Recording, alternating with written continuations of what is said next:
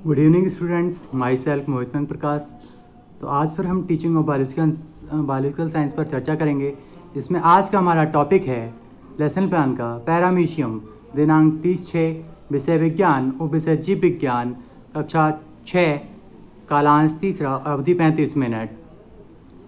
इसके सामान्य उद्देश्य हैं: छात्रों में जीव विज्ञान के प्रति रुचि उत्पन्न करना, दूसरा छात्रों में निरीक्षण शक्ति का विकास करना, तीसरा छात्रों में वैज्ञानिक दृष्टिकोण बनाना, चौथा छात्रों की परीक्षण एवं तर्क शक्ति का विकास करना, पांचवा छात्रों में निरंतर परिश्रम करने की आदत उत्पन्न करना, और छठा छात्रों को वैज्ञानिक नियमों का दैनिक जीवन में प्रयोग करना सिखाना, जिससे वे जीवन में लाभ उठा सकें। इसके विशिष्ट उद्देश्य हैं: इस पाठ के अध्ययन में छात्रों में निरीक्षण शक्ति का विकास हो जाएगा, दूसरा छात्रों में सूक्ष्म जंतुओं का अध्ययन वैज्ञानिक विधि से करने की क्षमता विकसित हो जाएगी, तीसरा छात्र पैरामीशियम के बारे में जानकारी प्राप्त कर सकेंगे, अगला छात्र पैरामीशियम के कार्य से अवगत हो सकेंगे। सहायक सामग्री: पहला है पैरामीशियम का चार्ट, दूसरा कक्षोपयोगी सामग्री जैसे रोलर बोर्ड, चौक, डस्टर आदि। पूर्व ज्ञान: छात्र पैरामीशियम के बारे में सामान्य जानकारी रखते हैं।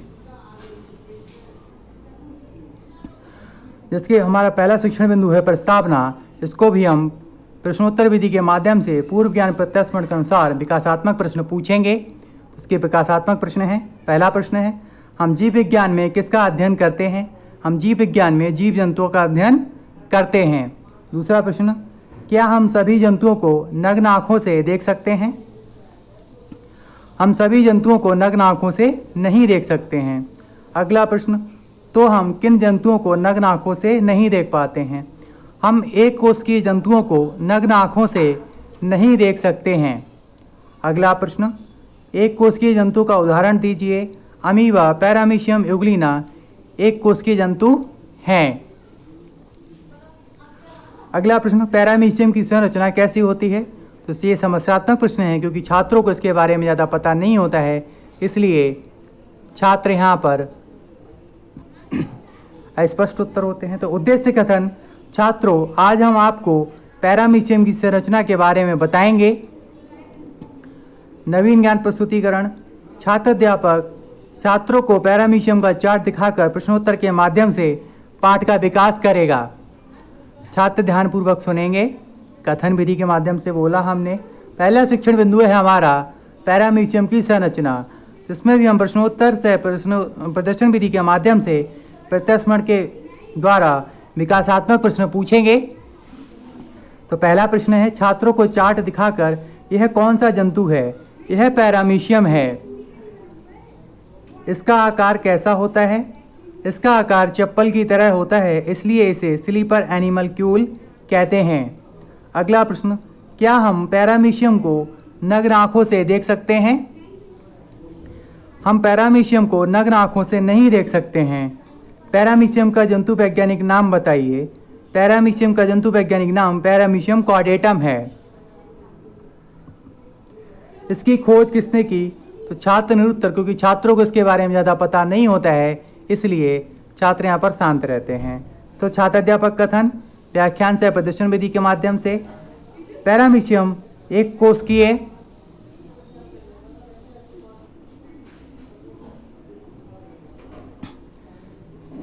कोशिकीय जंतु है। इसका आकार 0.082 0.3 मिलीमीटर लंबा और 0.02 से 0.1 मिलीमीटर मोटा होता है। इसकी खोज एंटोनी वॉन लीवेनहॉक नामक वैज्ञानिक ने 1668 में की थी तथा इसका नाम पैरामीशियम जॉन हिल ने 1752 में रखा।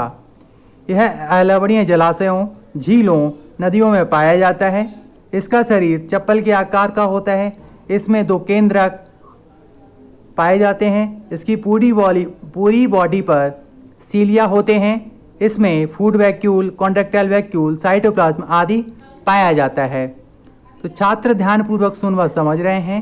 और अपनी उत्तर पुस्तिका में नोट करेंगे। तो हमारे इसका दूसरा चार्ट है व्याख्यान सह प्रदर्शन विधि के माध्यम से।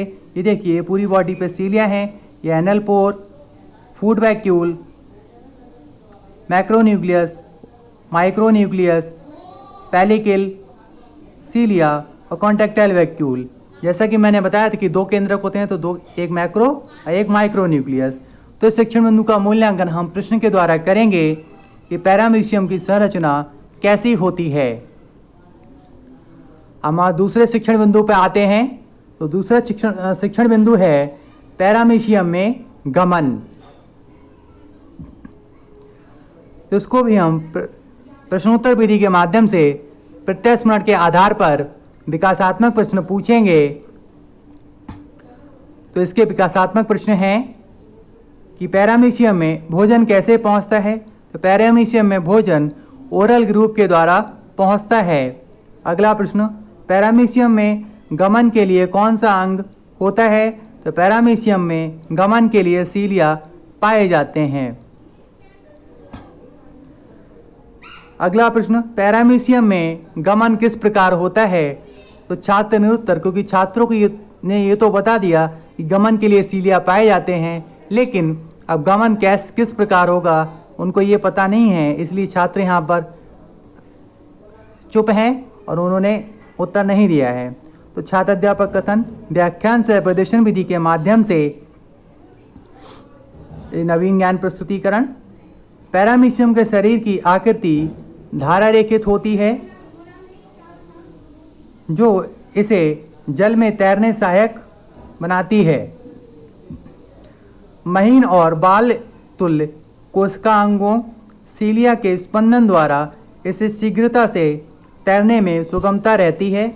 ये सीलिया जंतु के पूरे शरीर पर होते हैं। पैरामीशियम 1500 माइक्रोन या इससे भी अधिक प्रति सेकंड की चाल से गति करता है। इसमें गमन की 2 विधियां हैं। कौन कौन सी? सीलियरी बीट्स और दूसरा मोड ऑफ स्विमिंग। तो मोड ऑफ स्विमिंग में गति करते समय यह एक सीधे मार्ग से नहीं चलता है, बल्कि राइफल की गोली की तरह बाईं ओर को चक्रण यानी हेलिक्स करता हुआ सर्पिल स्पाइरल फॉर्म में चलता है। इसमें इसकी गति बदलती रहती है। ये देखिए,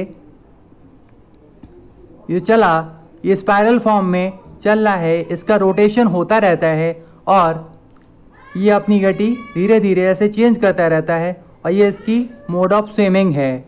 ये इसका मोड ऑफ स्विमिंग सीलिया के द्वारा ये सीलियरी बीट्स का चार्ट है, ये मोड ऑफ स्विमिंग का चार्ट है। दोनों विधियाँ चित्र के द्वारा दर्शाई गई हैं। इस शिक्षण बिंदु का मूल्यांकन प्रश्न के द्वारा करेंगे।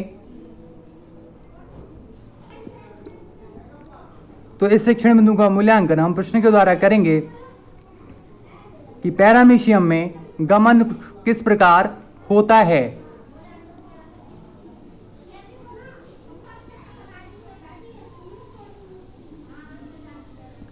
तो अगला जो शिक्षण बिंदु है वो हमारा है पैरामीशियम में जनन। इसमें भी हम प्रश्नोत्तर विधि के माध्यम से प्रत्यास्मरण के आधार पर विकासात्मक प्रश्न पूछेंगे। तो इसके विकासात्मक प्रश्न हैं कि पैरामीशियम में गमन के लिए कौन सा अंग पाया जाता है। तो पैरामीशियम में गमन सीलिया के द्वारा होता है।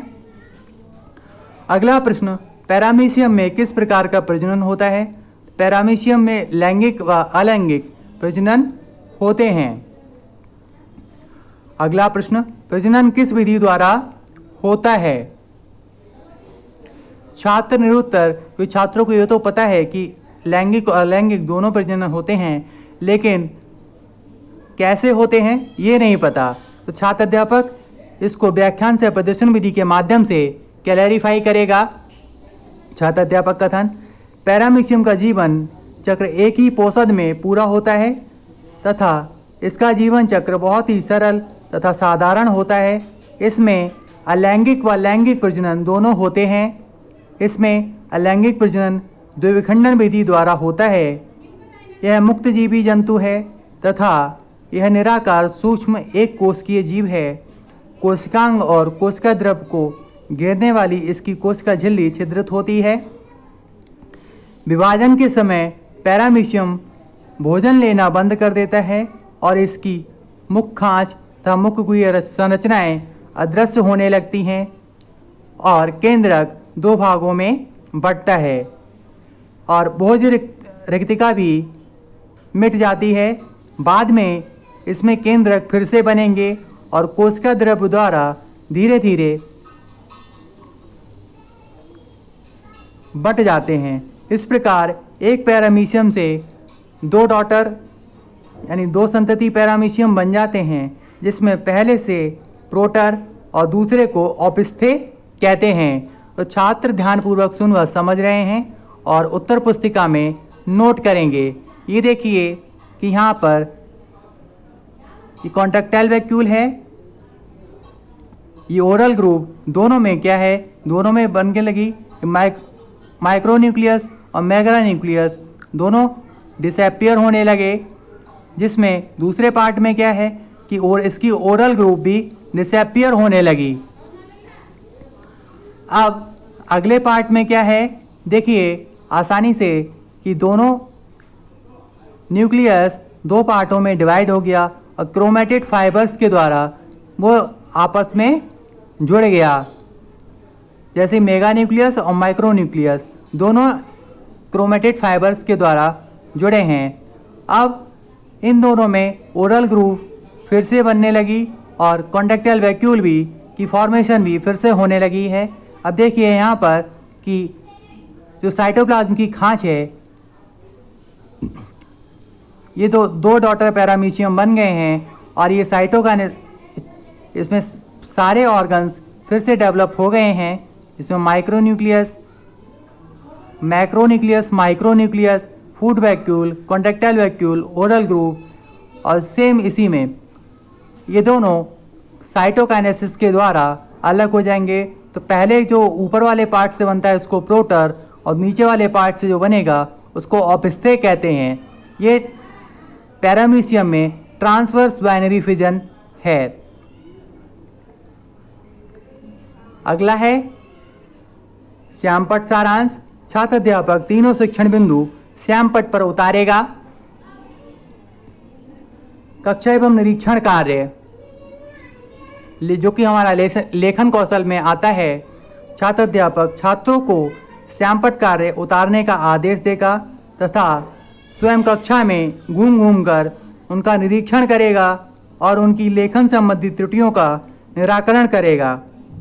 गृह कार्य जो कि अभ्यास कार्य में आता है, को प्रश्न पैरामीशियम की संरचना का सचित्र वर्णन कीजिए। छात्र गृह कार्य घर से करके लाएंगे। ये आज का पैरामीशियम का शिक्षण श्यामपट्ट सारांश है और ये इस प्रकार आज का हमारा जीव विज्ञान शिक्षण में शिक्षण प्लान पैरामीशियम पर था। आशा करते हैं आपको पसंद आया होगा। धन्यवाद।